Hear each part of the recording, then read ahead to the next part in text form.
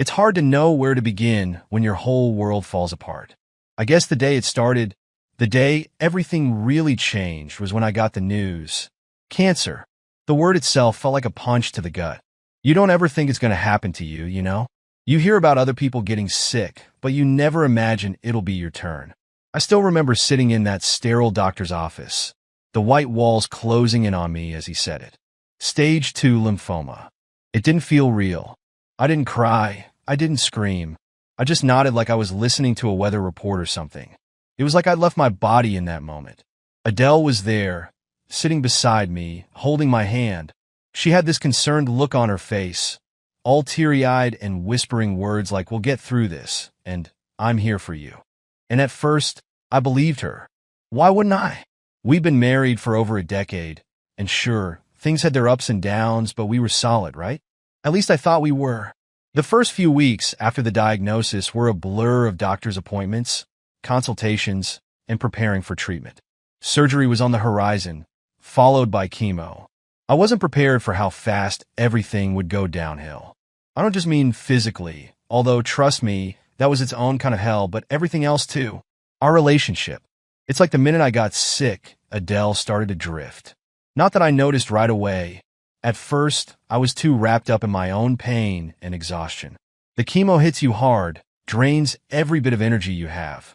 My body became a battleground, and every day was a fight to get through the nausea, the weakness, the fucking despair.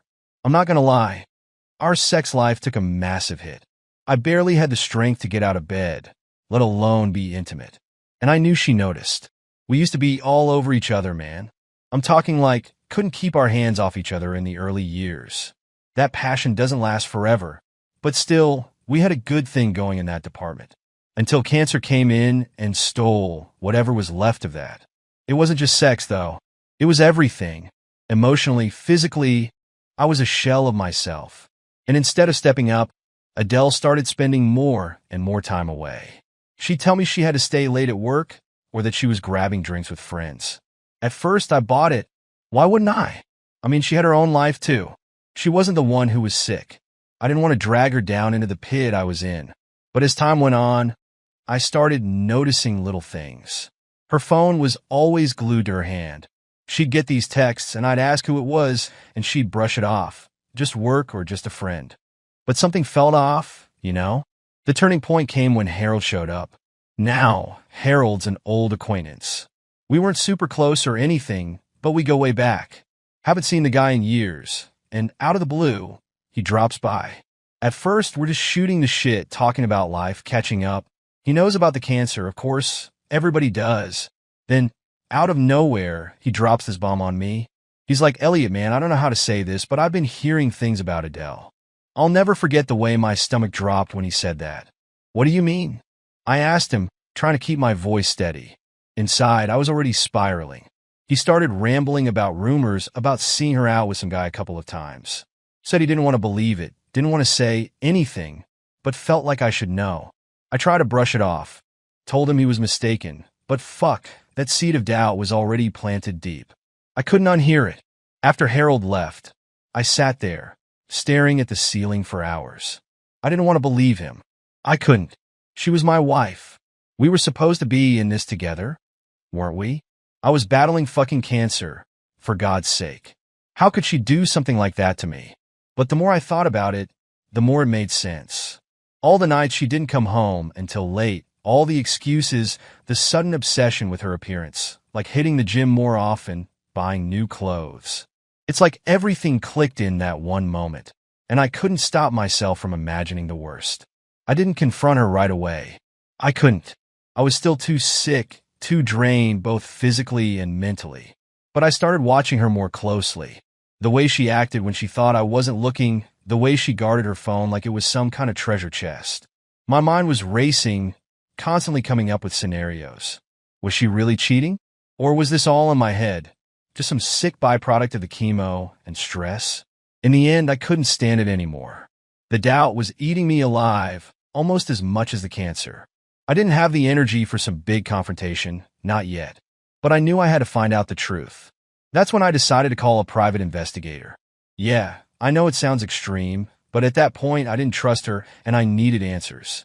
Enter Marcus. This guy was a real pro. Seasoned, calm, and honestly a little too good at digging up dirt. I told him everything. About Adele's sudden absences, the late nights, Harold's warning. Marcus didn't ask too many questions. He just nodded and told me to sit tight, that he'd take care of it.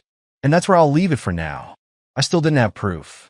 I still wanted to believe that I was wrong, that maybe Harold had it all twisted. But deep down, man, I knew. I just didn't want to admit it yet. Maybe I wasn't ready for the truth. After Harold's visit, everything changed. I tried to brush off what he said, tried to convince myself that it was just some misunderstanding. But that seed of doubt he planted, man, it took root. It was like I couldn't unsee the things that had always been there, but I never paid attention to.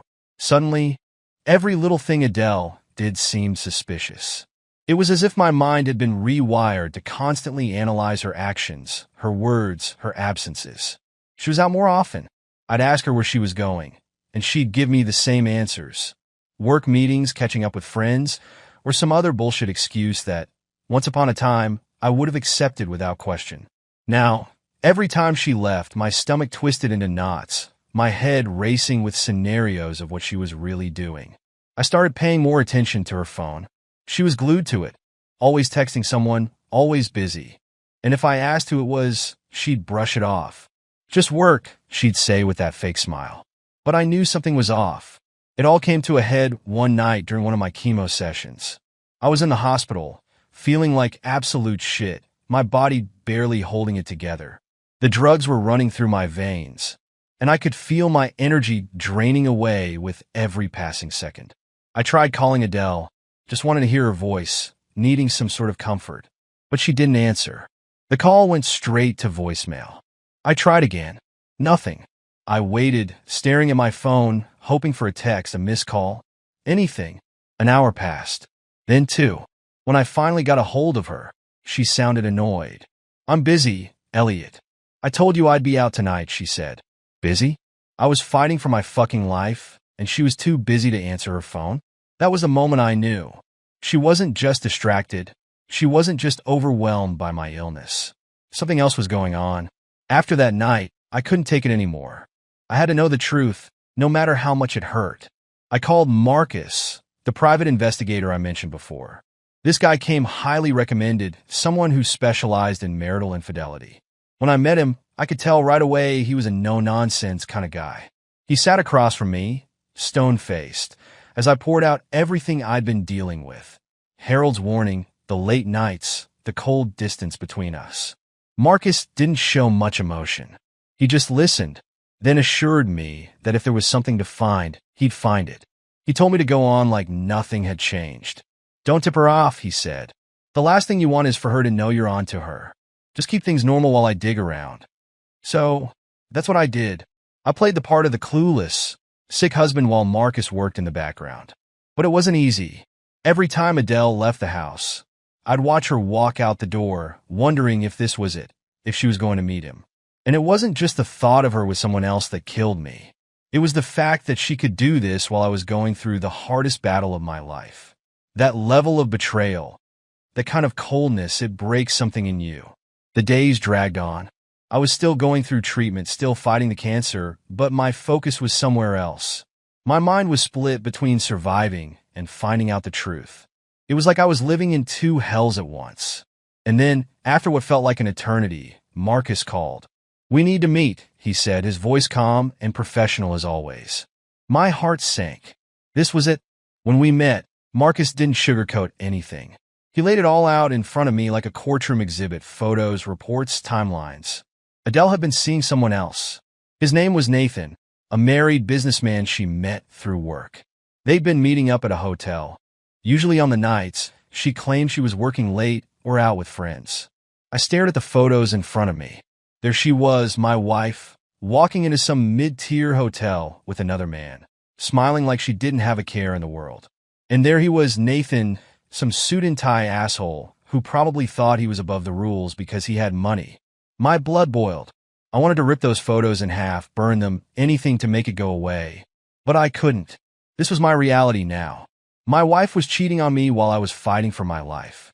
Marcus kept talking, giving me details I didn't want to hear but knew I needed to. Nathan was married, too, had a wife and kids. They'd been sneaking around for months, maybe longer. Marcus didn't know exactly when it started, but the trail went back far enough to make me sick to my stomach. I didn't know what to do at first. Part of me wanted to confront her right then and there, scream at her, demand answers.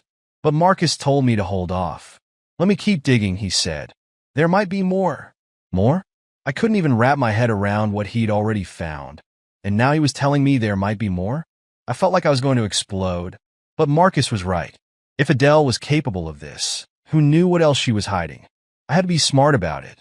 I had to gather all the evidence before I made my move. So, I did what Marcus said. I stayed quiet, kept pretending like nothing had changed. But inside, I was crumbling. Every time Adele walked through the door, I had to bite my tongue, had to stop myself from calling her out on her lies. I'd watch her laugh, joke, go about her day like everything was fine, and it took everything in me not to lose it. I started thinking about all the times I'd needed her, during chemo, when I could barely lift my head off the pillow, when I was too weak to move. She hadn't been there. Not really. She'd been busy. Now I knew what she'd really been doing, and it made me sick to think I'd ever believed her excuses. But I wasn't done. Not yet. I needed more. I needed to know just how deep her betrayal went. So, I waited.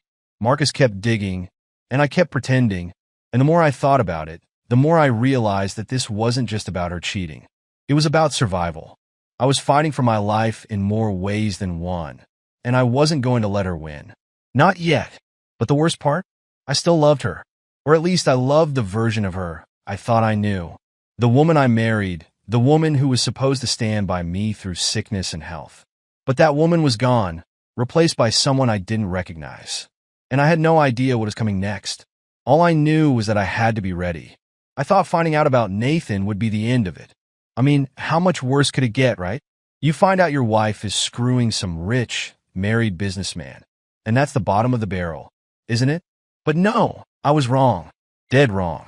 Because as it turns out, Nathan wasn't the only one. Marcus called me a couple of weeks after the first meeting. I'd been trying to hold it together since then, barely making it through my days. Chemo was still kicking my ass, and mentally, I was walking around in a fog. Knowing that Adele had been sneaking off to hotels with another man while I was puking my guts out in a hospital bed. It did something to me. Broke something inside that I'm not sure will ever heal. So when Marcus called, I was already on edge. He said we needed to meet in person again, that there was more he needed to share with me. More? I asked, feeling that familiar dread wash over me. But I knew Marcus. If he said he had something, then it wasn't good. We met at the same place, a quiet cafe where nobody would bother us. Marcus sat down, same calm expression on his face, and slid a folder across the table. "There's more," he said, confirming my worst fear. I didn't even want to open it, but I knew I had to. The first thing I saw was a photo of Adele with another man. But this guy wasn't Nathan. No, this was someone else, some buff, douchey-looking guy in workout clothes. "His name's Derek," Marcus said. "He's a fitness trainer at the gym your wife's been going to. They've been seeing each other for months. It's more than just the gym. They've been meeting up at his apartment, too." I couldn't fucking believe it. A gym trainer? Really? It was like I was watching some shitty soap opera play out, but this was my life. I stared at the pictures of them together, her leaning into him, all smiles, looking like she didn't have a care in the world. Like I didn't even exist. Marcus laid out the details, how she started going to the gym after my diagnosis, claiming she needed to stay in shape to deal with the stress. Yeah, right. Turns out she'd been doing more than just working out. And they hadn't just been hooking up at the gym. She'd been going over to his apartment too. Probably while I was stuck in bed, too weak to even get up. I didn't know what to say. Part of me wanted to rage, to scream at the top of my lungs, but I couldn't. I just sat there, numb, staring at the proof of her second affair. It felt like my world was crashing down around me, piece by piece. But then Marcus hit me with the next bombshell. "There's more," he said, his voice steady. I looked up at him, confused. What more could there be? I was already dealing with Nathan, and now this Derek asshole. How much more could I take? Marcus pulled out another set of photos. This time it wasn't at a gym or some sleazy hotel. It was at a wedding. Our friend's wedding. The one we went to together, where where we danced, laughed, and took pictures with everyone like we were the perfect couple. I remember that day so clearly. Adele looked stunning in her dress, and I felt lucky to have her by my side. Or at least I thought I was. In the photos, there was another man, this time a younger guy. He was the wedding photographer, some artsy-looking kid with a camera slung around his neck. His name was Oliver. I remember meeting him briefly that night, thinking nothing of it. Just another guy doing his job. But apparently, he'd done a lot more than that. Marcus explained that the affair with Oliver started that night at the wedding. While I was mingling with friends, Adele had been cozying up to the photographer. They exchanged numbers, and soon enough, they were meeting up behind my back. How fucking bold, right? To hook up with some kid at a family event with everyone around us completely oblivious. I sat there, staring at the photos of them together, my stomach churning. It wasn't just the betrayal. It was the humiliation. She didn't even bother trying to hide it. She was screwing someone who had been right there, in our circle in front of our friends. It made me feel like a fool. How could I have been so blind? Each new piece of information shattered me a little more. First Nathan, then Derek, and now Oliver. It wasn't just one mistake, one lapse in judgment. This was a pattern. Adele hadn't just betrayed me once. She'd done it over and over again, with different men, while I was going through the fight of my life. While I was focused on surviving, she was focused on satisfying herself. I felt like I couldn't breathe. The weight of it all was crushing me.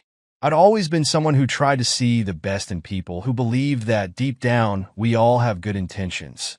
But this was pure selfishness, pure deceit. I'd never felt so alone in my life. I sat in silence for a long time, trying to wrap my head around it all. Marcus didn't say much after that. There wasn't anything left to say. He'd done his job, uncovered the truth, and now it was up to me to figure out what to do with it. But I didn't know where to start. How do you move forward when your whole world has been torn apart? I thought back to all those times during chemo when I felt like I was on the verge of collapse. How I called out for Adele, how I'd begged for her to be there for me. And where was she? With Derek, with Oliver, with Nathan, anywhere but by my side. The realization hit me like a freight train. While I was clinging to life, she was out there, living hers as if I didn't matter. I'd been fighting for us, for our future, while she was busy screwing other men. It made me sick to my stomach. I wanted to hate her. God, I wanted to. But instead, all I felt was emptiness, like something inside me had died. Maybe it had. Maybe the version of me who believed in love, in loyalty, in commitment, maybe that guy was gone for good. But one thing was clear. I couldn't just sit there and take it. I wasn't going to let her destroy me completely. I had to figure out my next move, because this wasn't just about surviving cancer anymore. It was about surviving her betrayal. And I wasn't going to let her win. But deep down, I knew the battle was just beginning. There's a moment when you stop being the victim. When you decide you're not just going to take the hits anymore. When you realize it's time to hit back. After I found out about Adele's 3 fucking affairs, I knew that moment had come for me. I wasn't just some poor sap dying of cancer anymore. No, I was going to take control of my life again, of everything. And that's when I called Simon. Simon's been my friend since childhood. We grew up together, ran in the same circles, and stayed close even when life took us in different directions. Lucky for me, Simon became a lawyer, damn good one too. I knew if anyone could help me navigate this mess, it was him. When I called him and told him what was going on, he didn't hesitate. "We'll take care of this," he said, quietly. "She'll never see it coming." That's exactly what I needed. Something quiet, strategic. No big confrontations, no drama. I didn't want Adele to have time to react, to play any of her games. I wanted everything to be done behind the scenes, so by the time she realized what was happening, it'd be too late. Simon and I met up the next day. We grabbed coffee at some out-of-the-way cafe, somewhere Adele would never think to look. I laid it all out for him. Nathan, Derek, Oliver. The fucking trifecta of betrayal. Simon didn't flinch. He'd seen worse, he said. But to me, this was as bad as it got. The woman I married, the one who vowed to be with me through sickness and health, had been out screwing around while I was fighting cancer. I couldn't wrap my head around it. Maybe I never will. "Here's what we're going to do," Simon said, laying out his plan. "We'll start by transferring the ownership of your assets. The house, the cars, everything. She doesn't need to know what's happening until it's done. Can we even do that? I asked, feeling a bit lost in the legal jargon. Simon smirked. Elliot, she's been screwing around behind your back for months, maybe longer. You're sick, and she's neglected you. The courts will take your side if it comes to that. But let's not wait for her to fight back. We'll make sure you're in control before she even knows what's happening. I trusted Simon completely, and from that moment on, things were set in motion. I started quietly gathering all the documents. Everything with both of our names on it. The mortgage, the car titles, the investments we'd made over the years. Adele was blissfully unaware of the storm brewing just beneath the surface. She was still busy with her late nights and work meetings, completely oblivious to the fact that I was preparing to pull the rug out from under her. The legal process wasn't easy, though. I wasn't in the best shape, physically or emotionally. The chemo had taken a toll, and so had the mental anguish of finding out about her betrayal. Some days, I didn't know if I had the strength to get out of bed, let alone handle the logistics of transferring assets and preparing for divorce. But Simon kept me focused. He was a rock, reminding me why I was doing this. You need to protect yourself, Elliot. Don't let her take everything. She doesn't deserve it. The hardest part of all this? Pretending like nothing was wrong. Every day, I had to sit across from Adele, watch her go about her life like she hadn't shattered mine. There were times when she'd sit next to me on the couch, scrolling through her phone, probably texting one of those assholes, and I had to stop myself from grabbing the phone out of her hand and throwing it across the room. But I couldn't let her know I was on to her. Not yet. I remember one night in particular. I was lying in bed pretending to be asleep while she came home late again. She slipped into bed next to me, and I could smell the faint scent of cologne on her. Not mine, obviously. I lay there, staring at the ceiling, my mind racing with images of her with them. I wanted to scream, to throw her out right then and there, but I couldn't. I had to stay focused, stay calm. I couldn't give her the upper hand. Throughout this whole process, I found unexpected support from someone else, Emily. We'd known each other for a few years, part of the same circle of friends, but we'd never been particularly close. That changed when she found out what I was going through. Emily had been through something similar. Her husband cheated on her a few years back, and their divorce had been messy, brutal. But she came out stronger on the other side, and she was there for me when I needed someone to talk to. Emily didn't pull any punches. She wasn't the kind of person who'd tell me to be strong or stay positive. No, she told me to get angry. She told me to stop feeling sorry for myself and start thinking about what I wanted. Don't let her take everything from you, Elliot, she said one night over drinks. You've already lost so much. Take back what's yours. It was her words that gave me the strength to keep going. Some days, I'd sit in my lawyer's office with Simon, feeling like I was going to collapse under the weight of it all. But then I'd remember what Emily said. I'd remember the look on Adele's face when she came home late, thinking she was fooling me, thinking I didn't know. And that's what kept me moving forward. I worked with Simon to make sure everything was airtight.